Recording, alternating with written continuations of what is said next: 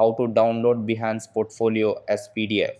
Hey guys, in this video, I'm going to show you how to download your Behance portfolio as a PDF. Make sure to watch this video till the end and let's get started. To download Behance portfolio as PDF, you have to follow these steps. Step 1.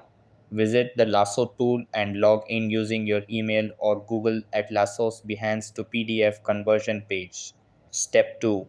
Choose a template for your PDF after logging in. Step 3. Enter your Behance profile PDF by copying your username and pasting it into the designated field. Step 4. Follow the checklist to ensure your Behance data is up to date. Once ready, click on the Convert button to begin the process. Step 5. After the conversion, download your PDF. You'll need a paid account to download a non-watermarked version. Step 6. Review your PDF for any layout or formatting issues, and if changes are needed, update your Behance portfolio and regenerate the PDF.